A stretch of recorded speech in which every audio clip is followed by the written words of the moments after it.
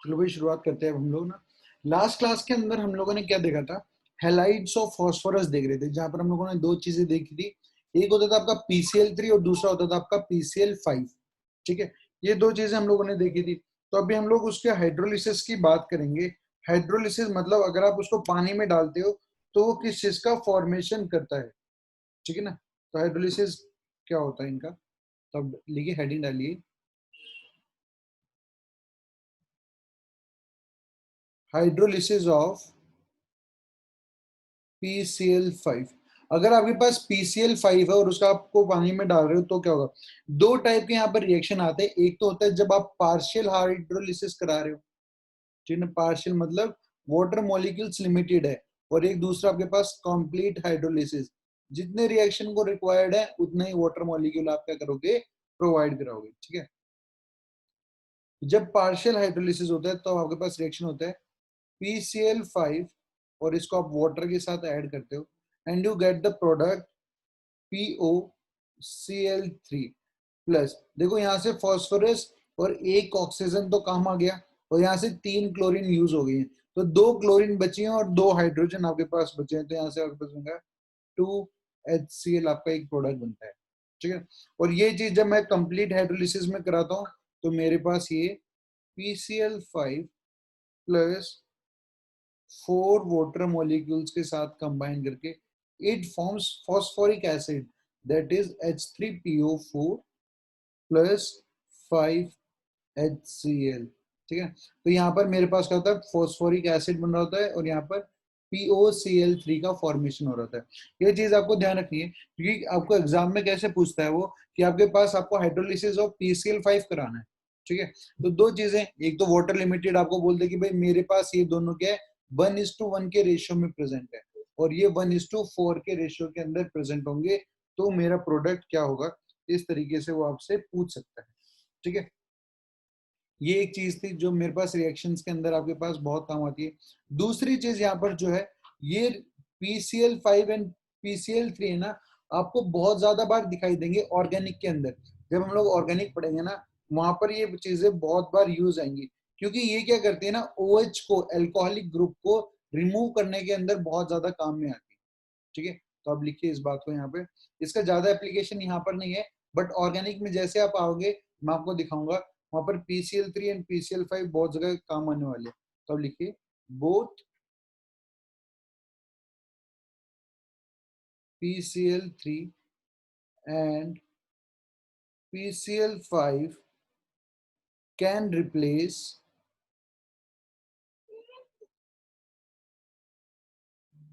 OH group by chlorine in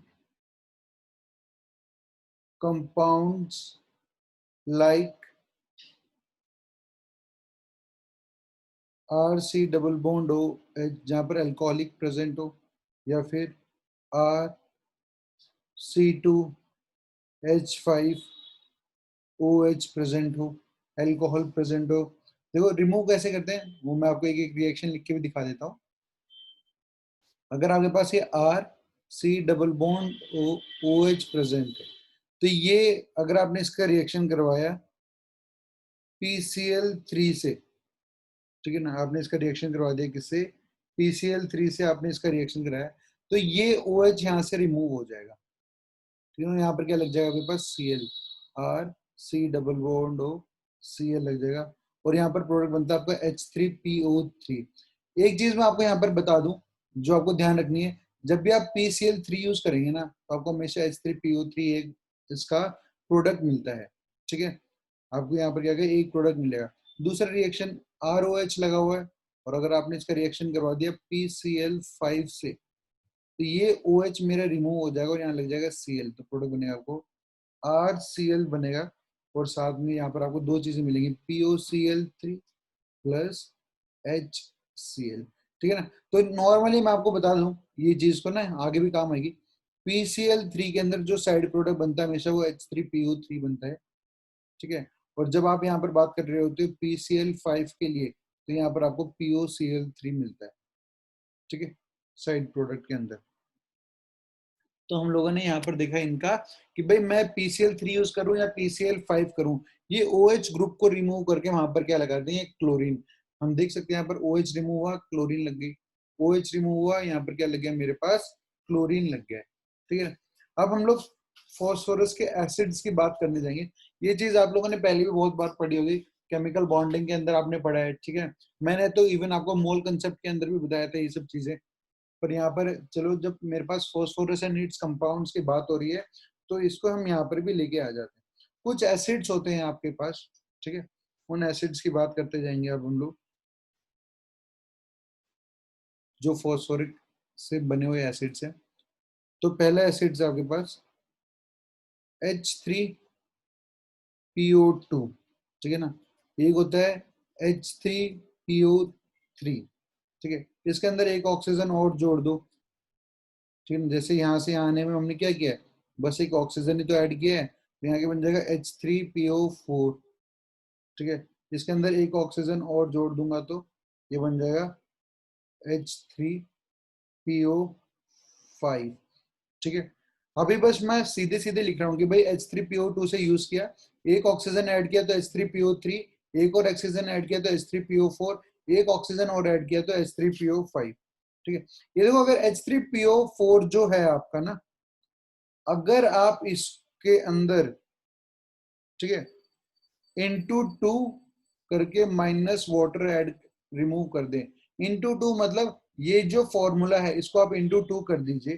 ठीक है, तो कितना हो जाएगा मेरे पास, *2 करने पे आप खुद ही सोचो क्या हो जाएगा, H6P2O8 हो जाएगा, और माइनस इसमें से वाटर कर दीजिए आप, तो ये कितना हो जाएगा मेरे पास, ये हो जाएगा H4P2O7। ठीक है, और इसके अंदर आप एक ऑक्सीजन और ऐड कर दीजिए, तो ये बन जाएगा मेरे पास H4P2O8।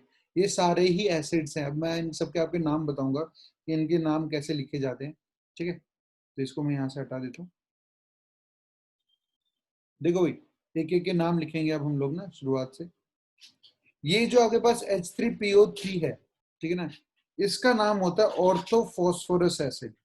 ठीक है ना, या फिर आप इसको फॉस्फोरस भी बोल सकते हो, क्योंकि यहाँ पर जो मेरे पास इसकी ऑक्सीडेशन स्टेट है फॉस्फोरस की, वो +3 है, इसलिए फॉस्फोरस एसिड है। बट यहाँ पर फॉस्फोरस मेरा +5 में है, तो इसको बोलते हैं फॉस्फोरिक एसिड।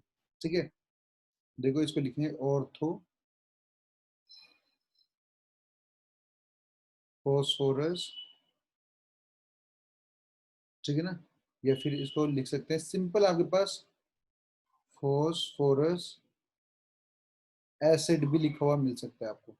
ठीक है, तो इसको बोलते हैं ऑर्थो फॉस्फोरिक एसिड, या फिर सिर्फ फॉस्फोरिक एसिड के नाम से भी इसको जाना जाता है। ठीक है, अब जो ऑर्थोफॉस्फोरस है उसके अंदर से आप एक हाइड्रोजन, अगर इस ऑर्थोफॉस्फोरस के अंदर से अगर आप एक ऑक्सीजन रिमूव कर दो, मतलब H3PO2 पे आ जाओ, तो इसका नाम होता है हाइपोफॉस्फोरस एसिड। ठीक है, ऑर्थोफॉस्फोरस में से आपने एक ऑक्सीजन रिमूव कर दिया तो इसका नाम होता है हाइपोफॉस्फोरस एसिड। और अगर आपने फॉस्फोरिक एसिड के अंदर एक ऑक्सीजन ऐड कर दिया तो ये बन जाता है H3PO5, इसको बोलते हैं पर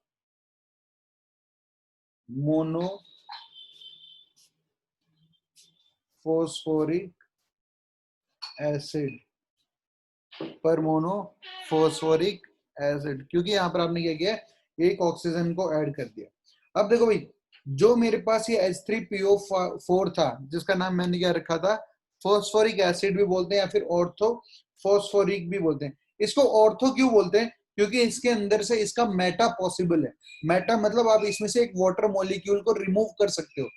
ठीक है ना, इसमें से आप एक वाटर मॉलिक्यूल H2O रिमूव कर सकते हो, इसलिए ऑर्थो वर्ड यूज किया जाता है यहाँ पे। ठीक है, तो भाई अगर मैं इसको *2 करके इसमें से वाटर रिमूव कर लूं तो इसे बोलेंगे पायरो फोस्फोरिक एसिड। एग्जाम में आपसे पूछेगा भाई वो, ठीक है ना, कि पायरोफॉस्फोरिक एसिड का फॉर्मूला क्या है, तो आपको याद होना चाहिए कि आप फॉस्फोरिक एसिड के अंदर उसके फॉर्मूले का इंटू 2 करके वाटर को क्या कर दो, आप रिमूव कर दो, ठीक है। और इसके अंदर एक ऑक्सीजन और ऐड कर दे तो इसको बोलते हैं हम लोग पर ऑक्सो डाई फॉस्फोरिक एसिड, पर ऑक्सो फॉस्फोरिक एसिड, ठीक है। और इसमें से अगर आप एक वाटर मॉलिक्यूल रिमूव कर दोगे, जैसा कि मैंने आपको अभी बोला, इसको ऑर्थो इसलिए बोलते हैं क्योंकि इसमें से वाटर मॉलिक्यूल क्या कर सकते हैं हम लोग, रिमूव कर सकते हैं। अगर वाटर मॉलिक्यूल रिमूव कर दिया तो HPO3 बच जाएगा, ठीक है ना, HPO3 बन जाएगा। इसको बोलते हैं मेटा फोस्फोरिक एसिड। इसको क्या बोलते हैं, मेटा फोस्फोरिक एसिड इसको बोलते हैं, ठीक है। तो चलो अब बात आती है इनके स्ट्रक्चर्स की। मैंने ये नाम तो इनके लिख दिए, अब मैं फटाफट इनका स्ट्रक्चर बना के आपको दिखाता हूँ कि ये दिखते कैसे हैं, ठीक है, इनके स्ट्रक्चर किस तरह से होते हैं।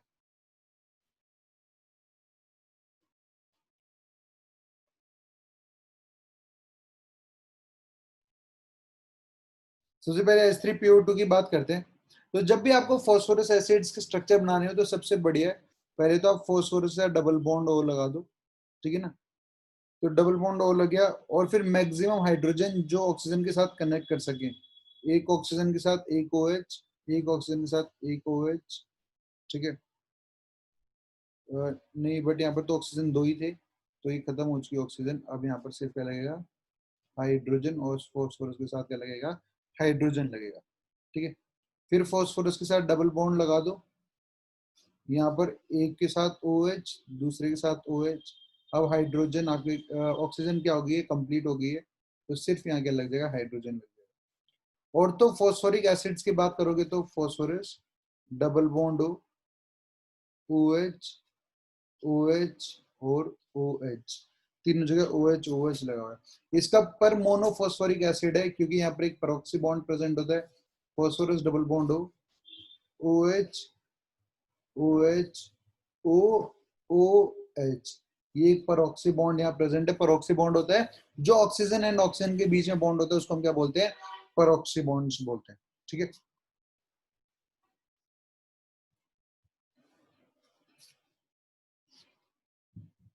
अब अगर इसकी पायरोफॉस्फोरिक एसिड की बात करें तो देखो हम लोगों ने क्या किया था, N2 किया था, मतलब इस कंपाउंड को दो बार लिखेंगे, लिख दिया मैंने, P double bond O OH OH OH, P double bond O OH OH OH, दो बार लिखा। और यहाँ से हम लोगों ने क्या रिमूव कर दिया, वाटर रिमूव कर दिया। तो इस वाटर को आप रिमूव कर दो तो क्या बन जाएगा, P double bond O OH OH, और बीच में आ जाएगा ऑक्सीजन, फिर इधर P double bond O OH OH। ये मेरा पायरोफॉस्फोरिक एसिड का क्या होता है, स्ट्रक्चर होता है, ठीक है। अब इनके बीच में एक ऑक्सीजन और ऐड हुई है, तो ये ऑक्सीजन जहाँ पर ये बीच वाली ऑक्सीजन है, इसके साथ एक ऑक्सीजन और ऐड हो जाती है, और कुछ नहीं होता। P double bond O OH OH, oxygen oxygen, P double bond O OH OH, ठीक है ना।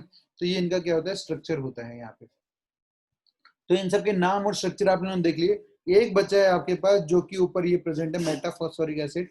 यहाँ पर जगह नहीं, इसलिए मैं इसको अगले पेज पे बना देता हूँ, ठीक है ना। जो ये मेटाफॉस्फोरिक एसिड आपके पास एक ट्राइमर के फॉर्म में प्रेजेंट होता है, ठीक है ना, साइक्लिक ट्राइमर, एक रिंग का फॉर्मेशन कर रहा होता है। मैं लिखता हूँ, तो जो आपके पास HPO3 है यहाँ पर, ये प्रेजेंट होता है in the form of HPO3 whole thrice, ठीक है ना, साइक्लिक ट्राइमर के फॉर्म में, जहाँ पर फॉस्फोरस डबल बॉन्ड हो, OH लगा हुआ है, ऑक्सीजन ऑक्सीजन,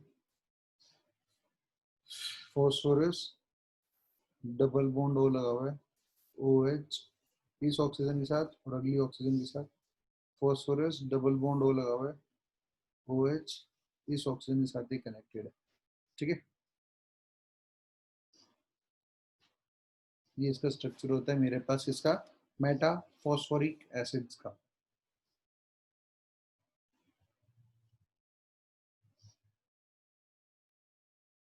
फटाफट आप बना लो इसे।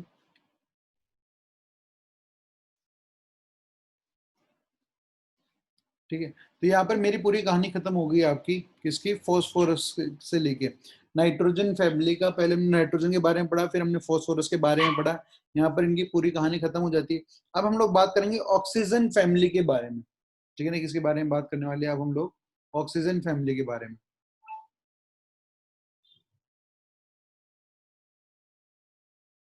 आगे बढ़ते हैं, हेडिंग डालिए आप, ऑक्सीजन फैमिली।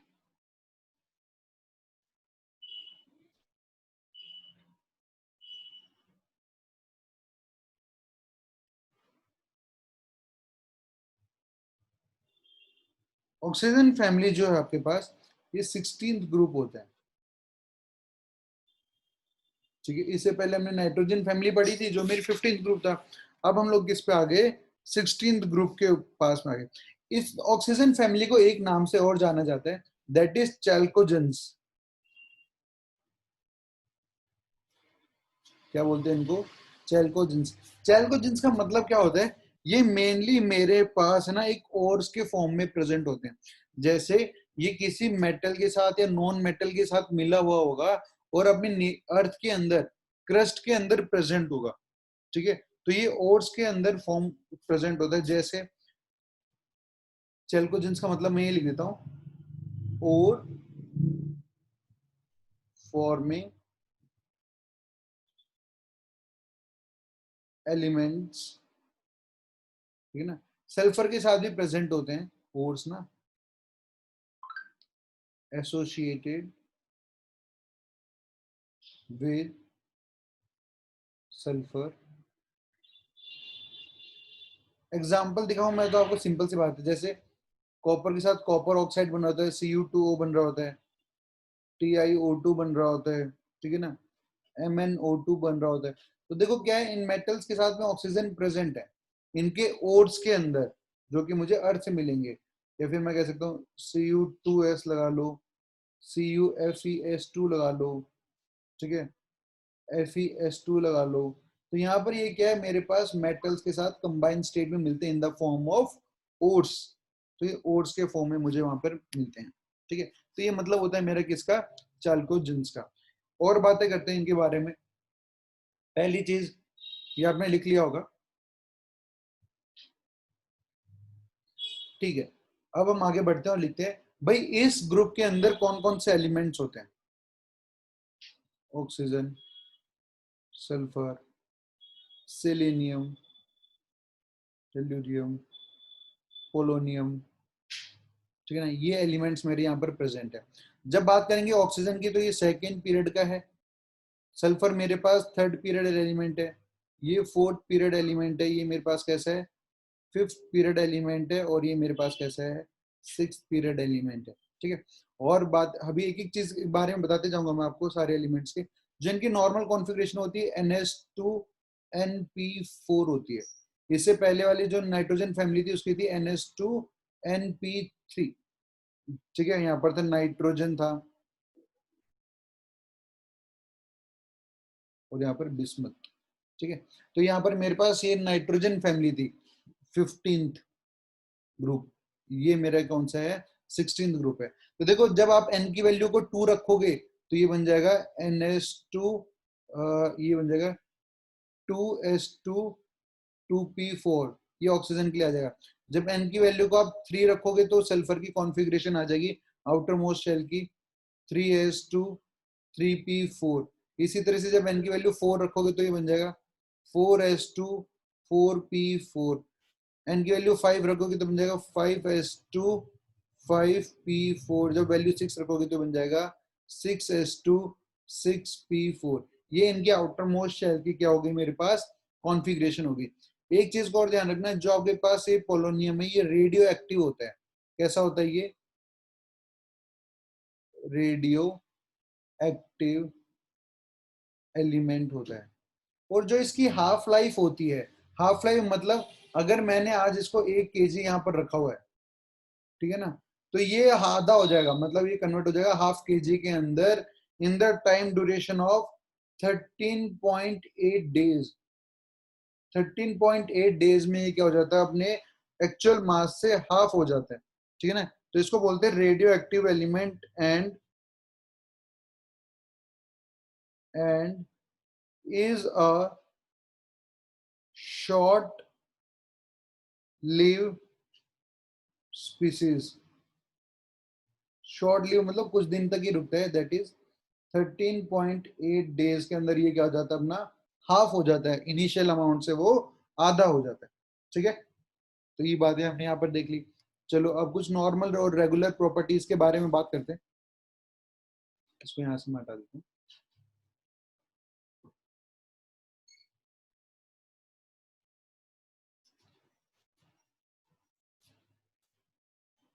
तो जब मैं ऊपर से नीचे की तरफ आता हूँ इन द ऑक्सीजन फैमिली, ठीक है ना, मैं क्या कर रहा हूँ, ऊपर से नीचे की तरफ आ रहा हूँ ऑक्सीजन फैमिली के अंदर।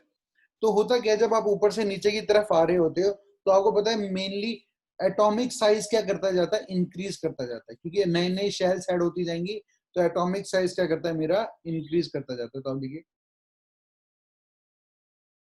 एटॉमिक साइज इंक्रीजेस जब आप ऊपर से नीचे की तरफ आ रहे हो, ठीक है ना। और पता है, आपको पता है एटॉमिक साइज बढ़ेगा तो इसका आयोनाइजेशन एनर्जी क्या होती है, मेरी कम होती जाती है। जितना साइज बढ़ेगा उतनी आयोनाइजेशन एनर्जी की वैल्यू क्या होती जाती है, मेरे पास कम होती जाती है, ठीक है। एक चीज और भाई, जब मैं नाइट्रोजन की यहाँ पर बात करता था, वैसे तो मेरे पास पता है जब मैं लेफ्ट टू राइट मूव करता हूँ तो आयोनाइजेशन वैल्यू क्या करती है, मेरी बढ़ती जाती है। बट इस केस में कम होती है, क्यों? क्योंकि नाइट्रोजन जो है मेरे पास, नाइट्रोजन फैमिली ना, वो P3 पे है। P3 मतलब दे आर हाफ फिल्ड। वो कैसे हैं ये लोग? हाफ फील्ड ऑक्सीडेशन स्टेट इनकी, they have half filled configuration. इसकी वजह से नाइट्रोजन फैमिली की ऑक्सीजन की फैमिली से ज्यादा आयोनाइजेशन एनर्जी होती है। नॉर्मल ट्रेंड तो क्या होता है, जब आप लेफ्ट टू राइट मूव कर रहे हो तो आपकी आयोनाइजेशन एनर्जी बढ़ती जाती है, और ऊपर से नीचे आते हो तो आपकी आयोनाइजेशन एनर्जी की वैल्यू कम होती जाती है। बट यहाँ पर क्या है, जो मेरे पास 15th ग्रुप है, ठीक है ना, 15th ग्रुप जो आपके पास है वो हाफ फील्ड है, क्योंकि यहाँ पे P3 है। तो इसकी वजह से इनके पास एक एक्स्ट्रा स्टेबिलिटी आ जाती है, ठीक है ना। इनके पास क्या होती है, एक एक्स्ट्रा स्टेबिलिटी रहती है due to half filled configuration. इसी की वजह से मेरे पास 15th ग्रुप की आयनाइजेशन एनर्जी 16th ग्रुप से क्या होती है, ज्यादा होती है। तो आयनाइजेशन एनर्जी की बात करेंगे तो 15th ग्रुप की आयनाइजेशन एनर्जी 16th ग्रुप से ज्यादा होती है। अगर फर्स्ट आयनाइजेशन एनर्जी की बात करें, मतलब अब एक इलेक्ट्रॉन उन्हें लूज कर दिया, देखो अगर P4 से एक इलेक्ट्रॉन लूज कर देंगे तो क्या हो जाएगा, P3 हो जाएगा। तो P3 की ज्यादा स्टेबल हो जाएगा, क्योंकि अब इन्होंने हाफ फील्ड कर लिया है, ठीक है ना। अब इनके पास क्या है, हाफ फील्ड कॉन्फ़िगरेशन है। देखो मैं नॉर्मल से यहाँ दिखाता हूँ, नाइट्रोजन का आयनाइजेशन एनर्जी ऑक्सीजन से ज्यादा होती है, ठीक है ना। ये कौन सी मेरी आयनाइजेशन एनर्जी है, ये जो कि फर्स्ट है, कि भाई पहला इलेक्ट्रॉन निकालने के लिए नाइट्रोजन में आपको ज्यादा एनर्जी देनी पड़ेगी ऑक्सीजन के कंपेयर में। क्यों? क्योंकि इसका इलेक्ट्रॉनिक कॉन्फ़िगरेशन मेरे पास क्या है, यहाँ पर 2p3 है, और यहाँ पर मेरे पास 2p4 है आउटर मोस्ट में। अगर मैं फर्स्ट आयनाइजेशन के बाद अगली आयनाइजेशन एनर्जी पे आऊँ सेकंड के ऊपर, तो अब यहाँ से एक इलेक्ट्रॉन रिमूव हो चुका होगा, और ये बन चुका होगा नाइट्रोजन प्लस, और ये 2p2 होगा, और ये ऑक्सीजन पे प्लस आ जाएगा, और यहाँ पर जाएगा 2p3। अब ऑक्सीजन का हाफ फील्ड हो गया है। अब ऑक्सीजन कैसा हो गया है, हाफ फील्ड हो गया। हाफ फील्ड की वजह से इसकी कॉन्फ़िगरेशन ज्यादा स्टेबल होती है। अब इसकी वैल्यू इस तरह से आ जाएगी कि ऑक्सीजन प्लस मेरा ज्यादा स्टेबल होता है नाइट्रोजन प्लस से, क्योंकि अब फर्स्ट आयनाइजेशन एनर्जी के बाद मेरे ऑक्सीजन ने हाफ फील्ड कॉन्फ़िगरेशन को अटेन कर लिया है। इस वजह से अब मेरी ऑक्सीजन फैमिली की आयनाइजेशन एनर्जी नाइट्रोजन फैमिली से क्या होगी, ज्यादा होगी, ठीक है।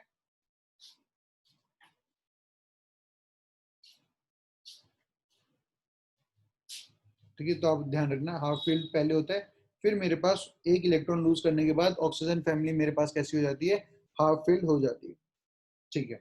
तो भाई हमने पहले बात की एटॉमिक साइज की, कि भाई ऊपर से नीचे जाएंगे तो मेरा एटॉमिक रेडियस बढ़ता जाएगा, आयनेशन एनर्जी की वैल्यू क्या होती जाएगी, कम होती जाएगी।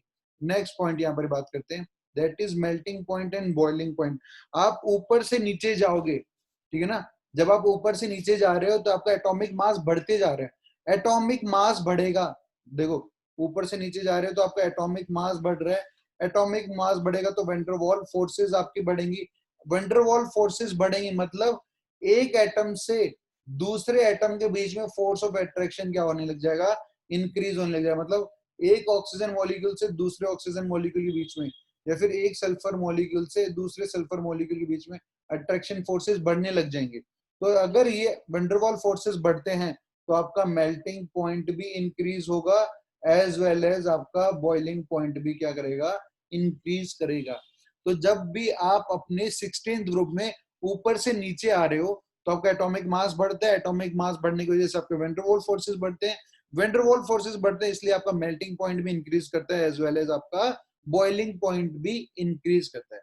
ठीक है, ये बात आपको समझ में आ गई कि भाई अगर मैं नॉर्मली अपने पास बॉइलिंग पॉइंट या मेल्टिंग पॉइंट की बात करूंगा तो मेरे पास सल्फर का ज्यादा ऑक्सीजन से, फिर मेरे पास आ जाएगा सेलेनियम, सेलेनियम और फिर लास्ट में आपके पास पोलोनियम। ठीक है ना, ये ऑर्डर आपके पास आ जाएगा।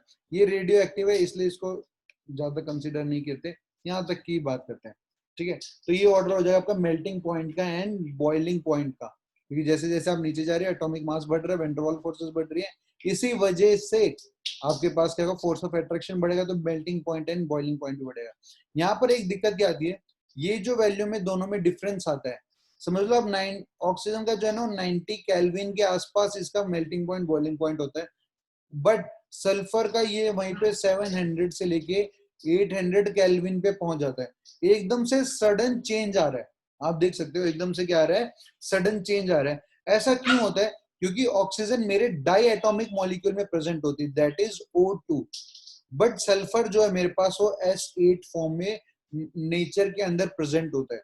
ठीक है ना, S8 फॉर्म में प्रेजेंट होता है, इसी वजह से मेरे पास ये सडन जंप आता है किसके अंदर, बॉइलिंग पॉइंट और मेल्टिंग पॉइंट के अंदर। तो अब लिखिए, सल्फर हैज एक्सेप्शनली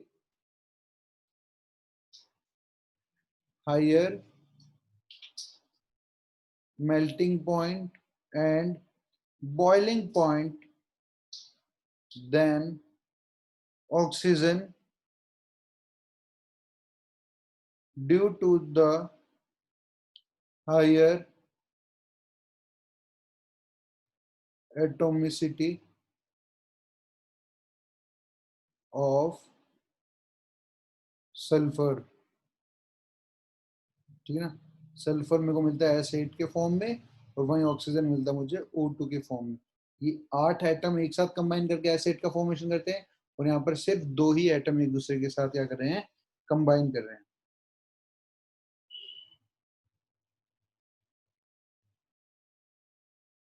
ठीक है, ये बात आपको लिखवा दी।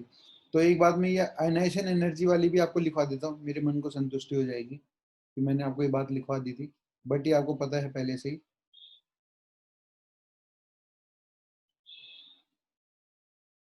तो आप लिखिए आयनाइजेशन एनर्जी के बारे में, elements of this group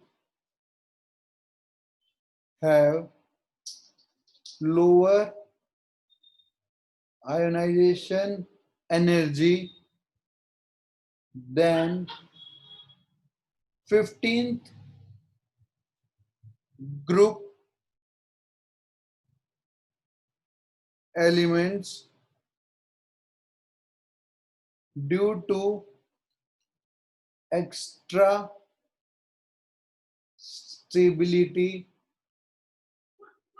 of half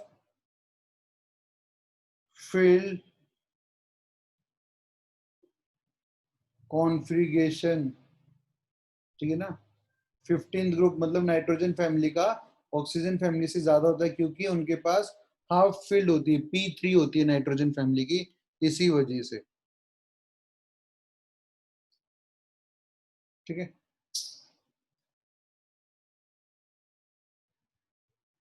ये आपने लिख लिया, आगे आ जाओ। अब बात आती इलेक्ट्रॉन एफिनिटी की, हेडिंग डालो आप, इलेक्ट्रॉन एफिनिटी की। ठीक है, तो मुझे पता है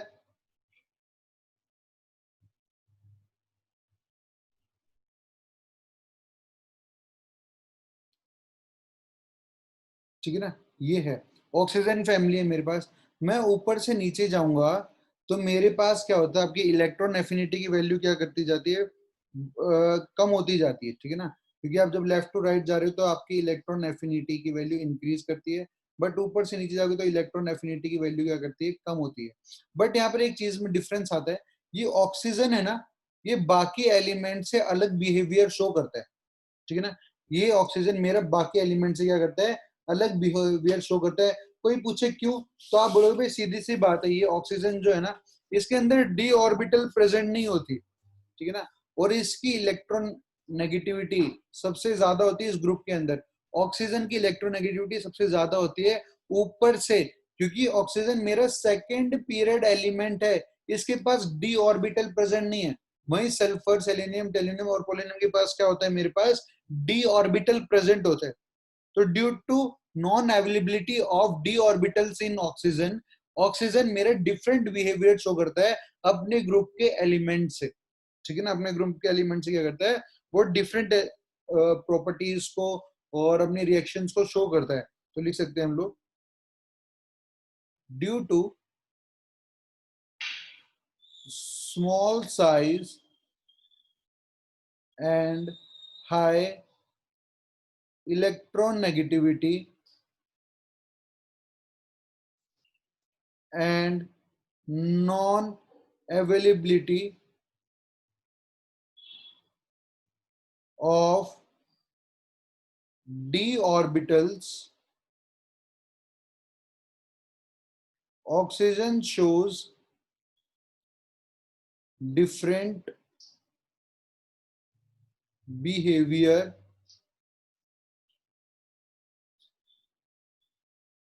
than other group members।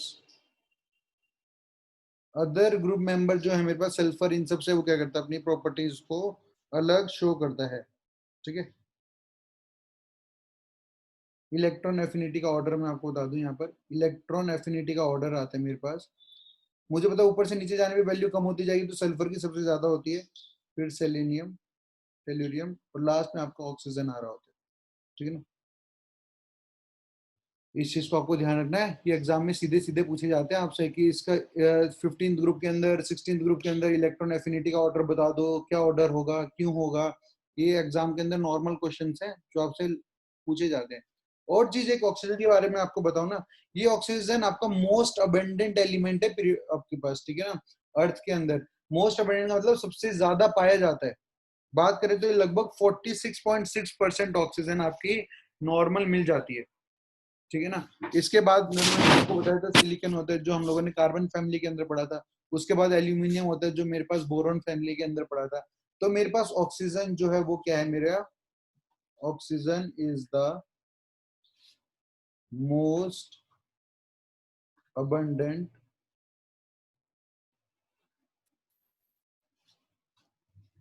Element of earth, ठीक है ना। लगभग 46.6% तक मेरे पास ऑक्सीजन प्रेजेंट होती है अर्थ क्रस्ट के अंदर।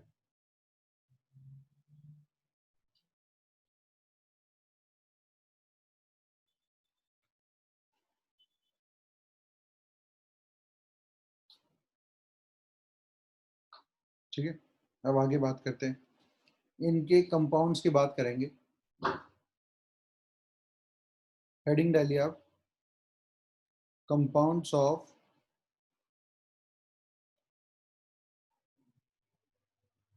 16th group elements. मतलब ये 16th ग्रुप के एलिमेंट्स किस किस के साथ कंबाइन करते हैं और क्या क्या कंपाउंड्स का फॉर्मेशन करते हैं। सबसे पहला अपने पास है हाइड्राइड्स।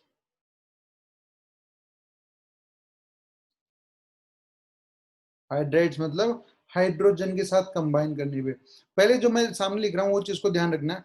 कुछ पुरानी बातें भी मैं आपसे पूछूंगा, देखूंगा आपको कितना पहले का याद है जो पढ़ा हुआ है, या बस पढ़ते जा रहे हैं या साथ साथ में बोलते जा रहे हैं, ये चीज भी देखनी जरूरी है, ठीक है। तो देखो यहाँ पर हम लोग बात करते हैं आपके पास हाइड्राइड्स की।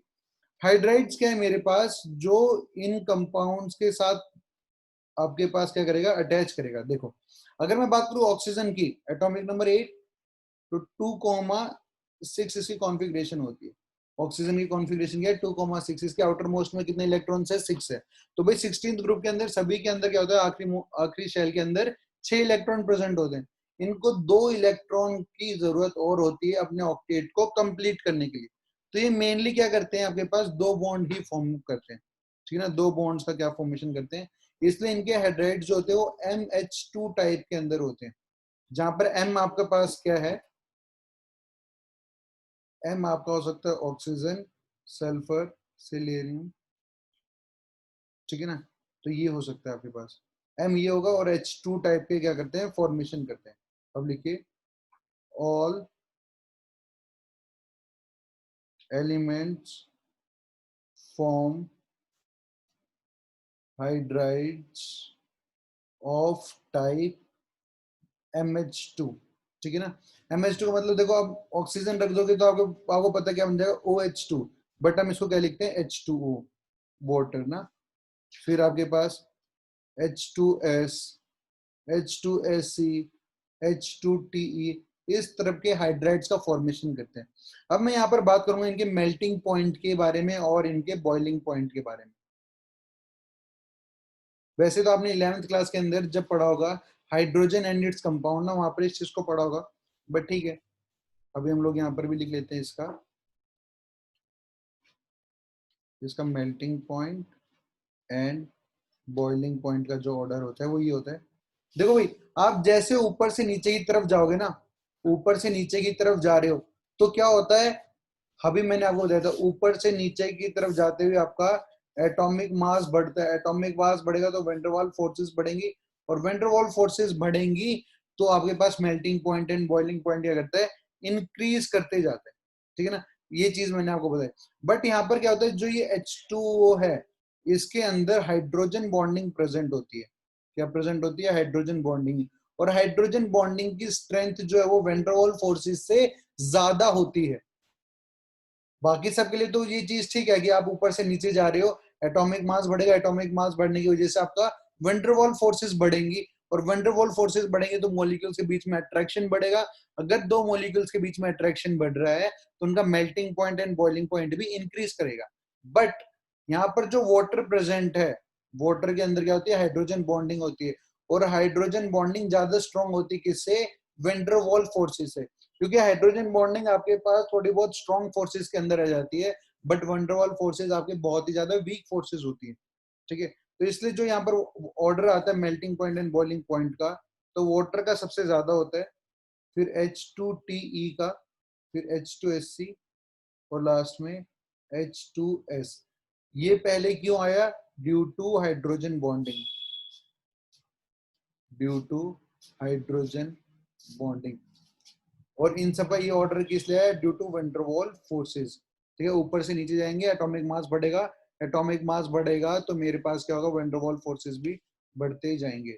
इस चीज को आपको ध्यान रखना है, ठीक है। मैंने ऐसे आपको नाइट्रोजन फैमिली के अंदर भी करवाया था, ठीक है, नाइट्रोजन के हाइड्राइड्स का ऑर्डर करवाया था, ठीक है ना। होपफुली आपको याद होगा, बट मेरे को पता है आपको कितना याद होगा, तो मैं साइड में लिख भी देता हूँ ताकि आप कंपेयर करके याद भी रखो।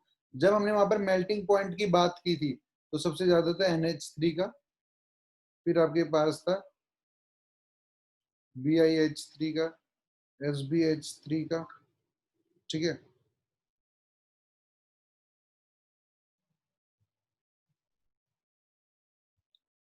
नाना, पापा, आशु, सब बीमार, ये एलिमेंट्स थे मेरे पास।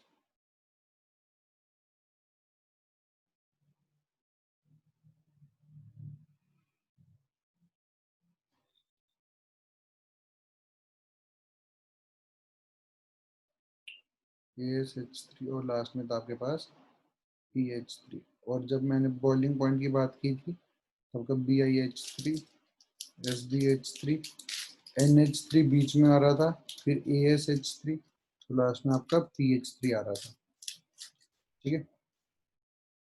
ये आपके पास था। तो यहाँ पर ये ऑर्डर था, नाइट्रोजन यहाँ पहले और फिर यहाँ बीच में था, बट यहाँ पर ऑक्सीजन आपकी पहले है, क्योंकि ऑक्सीजन मेरे पास क्या करती है, हाइड्रोजन बॉन्ड्स का फॉर्मेशन करती है। ठीक है, तो ये बात होगी इसकी melting point and boiling point की। आगे बात करते हैं, इनकी थर्मल स्टेबिलिटी की बात करते हैं अब हम लोग।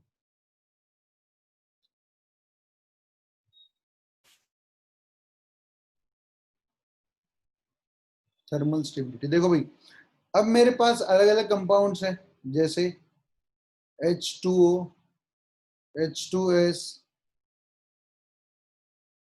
H2SC, H2TE। अगर मैं यहाँ बात करूँ तो ऑक्सीजन, ऑक्सीजन से लगा हुआ हाइड्रोजन बॉन्ड और ये हाइड्रोजन बॉन्ड। जैसे मैं नीचे जाऊंगा तो एटॉमिक साइज क्या करता है, बढ़ते जाता है। तो सल्फर का साइज बढ़ जाएगा, हाइड्रोजन हाइड्रोजन। और नीचे जाऊंगा सेलिनियम का साइज और बड़ा हो जाएगा, हाइड्रोजन हाइड्रोजन। और नीचे जाऊंगा टेलियम का साइज और बड़ा हो जाएगा, हाइड्रोजन हाइड्रोजन। ठीक है, तो अपने पास क्या होगा, जैसे आप ऊपर से नीचे जा रहे हो साइज क्या करता जा रहा है, मेरे पास बढ़ता जा रहा है। जैसे जैसे इन एटम्स इस बॉन्ड का साइज बढ़ेगा, ठीक है ना, साइज बढ़ते जाएगा इस बॉन्ड का, तो ये बॉन्ड कैसे होते जाएंगे, वीक होते जाएंगे। क्योंकि बड़ा बॉन्ड वीक बॉन्ड होता है, छोटा बॉन्ड स्ट्रॉन्गर बॉन्ड होता है। तो ये बॉन्ड टूटना उतना ही आसान होता जाएगा। अगर ये बॉन्ड जितना ज्यादा आसानी से टूट जाएगा, मुझे कम एनर्जी देनी पड़ेगी, थोड़ा सा हीट करते ही वो क्या हो जाएगा, टूट जाएगा। ठीक है ना, तो ये आसानी से क्या हो जाएगा, यहाँ से टूटने लग जाएंगे। इसलिए थर्मल स्टेबिलिटी का ऑर्डर आता है यहाँ पर आपके पास H2O का सबसे ज्यादा, क्योंकि इसके बॉन्ड लेंथ कम है, फिर H2S, फिर H2SC, और लास्ट में H2TE। देखो भाई, दोनों में बहुत ज्यादा डिफरेंस है, किसके अंदर, मेल्टिंग पॉइंट बॉइलिंग पॉइंट के अंदर और थर्मल स्टेबिलिटी के अंदर। मेल्टिंग पॉइंट और बॉइलिंग पॉइंट का मतलब क्या होता है, अगर आपके पास ये वाटर मॉलिक्यूल है H2O और H2O, आप इन दोनों के बीच के रिलेशन को तोड़ना चाहते हो। एक वाटर मॉलिक्यूल दूसरे वाटर मॉलिक्यूल से कितना फोर्स ऑफ अट्रैक्शन से ज्वाइंट है, ठीक है ना। बट थर्मल स्टेबिलिटी के अंदर क्या, आप जब हीट करोगे, आप चाह रहे हो इस ऑक्सीजन और हाइड्रोजन के बॉन्ड को तोड़ना चाह रहे हो आप, ठीक है ना। यहाँ पर एक मॉलिक्यूल और दूसरे मॉलिक्यूल के बीच की ब्रेकिंग की बात होती है मेल्टिंग पॉइंट और बॉइलिंग पॉइंट में। और यहाँ पर क्या होती है, with in a molecule bonds के तोड़ने की बात की जाती है, ये उसकी थर्मल स्टेबिलिटी होती है। ठीक है ना, तो आप ये मत सोचना थर्मल स्टेबिलिटी मतलब आप जैसे हीट करोगे, हीट करेंगे तो जो ज्यादा हीट होगा तो उसकी उतनी ज्यादा थर्मल स्टेबिलिटी होगी, ऐसा कभी भी मत सोचना, आपका उल्टा आंसर आ जाएगा। थर्मल स्टेबिलिटी का मतलब है एक मॉलिक्यूल्स के अंदर के बॉन्ड्स को तोड़ना, ठीक है। विद इन मॉलिक्यूल्स आप जब तोड़ रहे हैं तब आप देखोगे, तो आपको पता है जैसे साइज बढ़ता जाएगा, साइज बढ़ता जाएगा, ये बॉन्ड कैसे होते जाएंगे मेरे, कमजोर होते जाएंगे, कमजोर होते जाएंगे, तो ये आसानी से टूट जाएंगे। यहीं पे आपको ये, अब देखो एक चीज और बताऊं, अब मेरे को पता है ये वाला बॉन्ड बहुत आसानी से टूट जाएगा, मतलब ये H प्लस मेरा बहुत आसानी से बाहर आ जाएगा। यहाँ पर ये H प्लस को थोड़ी सी दिक्कत होगी, इसको और दिक्कत होगी, इसको बहुत ही ज्यादा दिक्कत होगी। तो मेरे को एक बात क्या पता चला कि H2TE जो है H प्लस मेरा आसानी से डोनेट कर सकता है। जो कंपाउंड आसानी से H प्लस डोनेट कर दे वो मेरा एक अच्छा एसिड होता है। तो यहीं पे जब मैं इसकी एसिडिक स्ट्रेंथ की बात करूं, एसिडिक स्ट्रेंथ की बात करूं, तो मेरे पास वाटर का सबसे कम होगा, क्योंकि ये H प्लस को, इस हाइड्रोजन को इतनी आसानी से नहीं जाने देगा। फिर H2S, फिर H2SC, और H2T तो मेरा बहुत आसानी से वाटर को, हाइड्रोजन को बाहर निकाल देता है। तो इसलिए मेरे पास क्या होगा, सबसे ज्यादा अच्छा एसिड होगा in comparison of this group. ठीक है ना, इनके हाइड्राइड्स के अंदर ये मेरे पास बहुत एक अच्छा एसिड होगा। ठीक है, तो यहाँ पर हम लोगों ने बात की हाइड्राइड्स के बारे में। हाइड्राइड्स के अंदर बात करते हुए हम लोगों ने पहले देखा कि भाई उनके इलेक्ट्रॉन एफिनिटी का क्या ऑर्डर होता है। ठीक है ना, यहाँ पर यहाँ हाइड्राइड्स के बारे में बात कर रहे थे, तो इनका मेल्टिंग पॉइंट बॉइलिंग पॉइंट हम लोगों ने देखा, थर्मल स्टेबिलिटी देख ली, और इनका एसिडिक स्ट्रेंथ देख लिया। ठीक है, कि इनका क्या एसिडिक स्ट्रेंथ होगा। अब हम लोग बात करते हैं हाइड्राइड्स के बाद आगे चल के इनके ऑक्साइड्स के बारे में। ऑक्साइड्स मतलब जब ये ऑक्सीजन के साथ कंबाइन करेंगे, तो भाई देखो पहले तो सबसे बात ऑक्सीजन ऑक्सीजन के साथ कंबाइन करके O2 ही बनाएगा, तो कोई बड़ी बात नहीं है। तो अब हेडिंग डालो, जो दूसरे कंपाउंड से फॉर्म करने वाले हैं। पहले तो हाइड्रोजन के साथ देख लिया हाइड्राइड्स, अब बात करते हैं इनके ऑक्साइड्स की। ठीक है ना, अब ऑक्साइड्स के अंदर ये दो टाइप के ऑक्साइड्स का फॉर्मेशन करते हैं, एक EO2 और एक होता है आपके पास EO3। एग्जाम्पल के तौर पे देखो तो आपने SO2 भी देखा होगा और SO3 भी देखा होगा, ठीक है ना। तो ये इस दो टाइप के कंपाउंड्स का फॉर्मेशन करते हैं। तो आप ऊपर हेडिंग लिखिए, all elements form two types of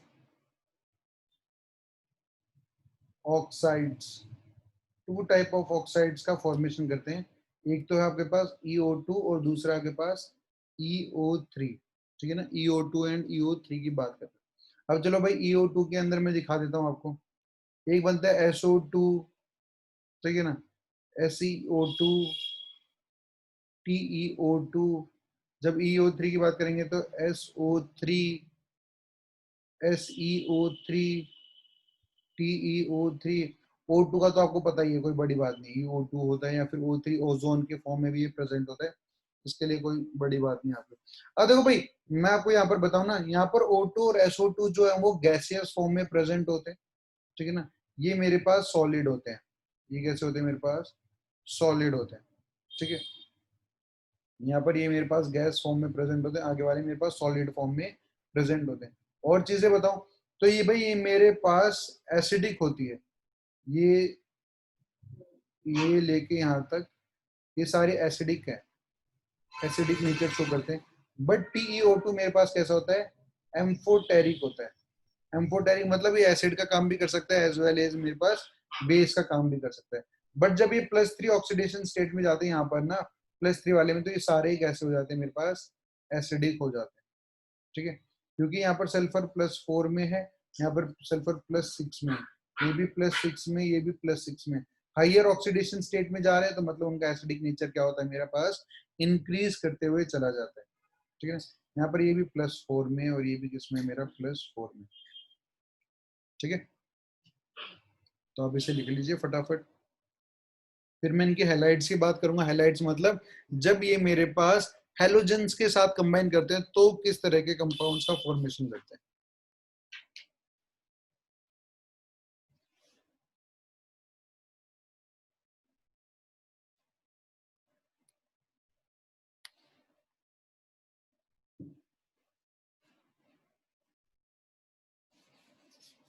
third लिखिए आप,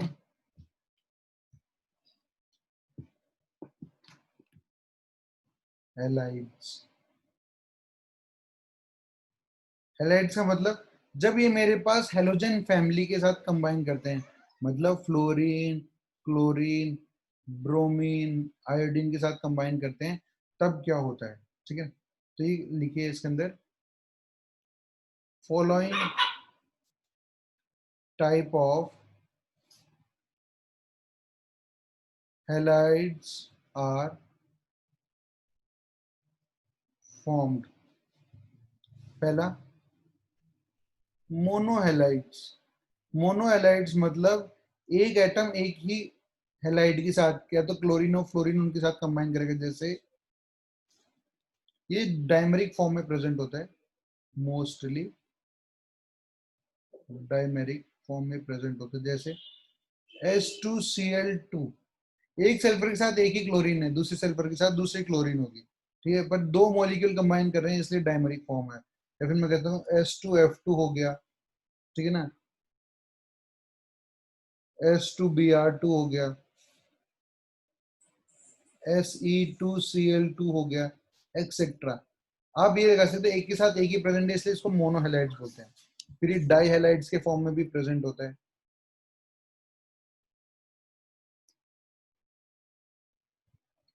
डाईहेलाइड्स मतलब HCl2 के साथ SnCl2 के अंदर इस तरीके से प्रेजेंट होता है।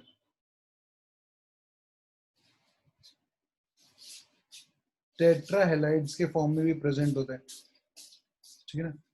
टेट्राहेलाइड्स मतलब 4 हेलाइड लगे होंगे,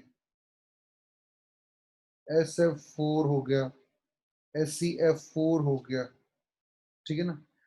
ये दोनों चीजों की बात करूं ना, SF4 और SCF4 के, ये फ्लोरिनेटिंग एजेंट्स भी हैं। फ्लोरिनेटिंग एजेंट मतलब जिसके साथ भी ये रिएक्ट करेंगे ना उसके साथ फ्लोरीन को ऐड कर देते हैं, ठीक है। These act as fluorinating agents। Example के तौर पे दिखाऊं मैं आपको, CH3OH है, अगर आपने यहाँ रिएक्शन में यूज कर लिया SF4, तो ये फ्लोरीन लगा देगा इसको हटा के, तो यहाँ बन जाएगा CH3F। ठीक है ना, तो यहाँ क्या हो गया, फ्लोरीन उन्होंने ऐड कर दिया यहाँ पे। ठीक है, टेट्रा के बाद ये हेक्सा फ्लोराइड्स का भी फॉर्मेशन करते हैं, बट मैं आपको बताऊं हेक्सा फ्लोराइड्स के अंदर एक ही पॉसिबल है इनके पास, हेक्सा हेलाइड्स नहीं है, हेक्सा फ्लोराइड्स है, बस फ्लोरीन के साथ ही फॉर्मेशन होता है, वो भी SF6 का। किसका? SF6 का फॉर्मेशन होता है।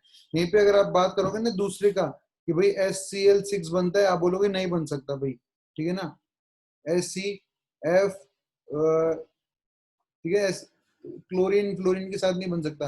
यहाँ पर मैं SBr6 लिखूंगा वो भी नहीं बन सकता, Si6 लिखूंगा वो भी, उसका भी फॉर्मेशन नहीं होता। बस किसके साथ होता है? फ्लोरीन के साथ इसका फॉर्मेशन हो जाता है।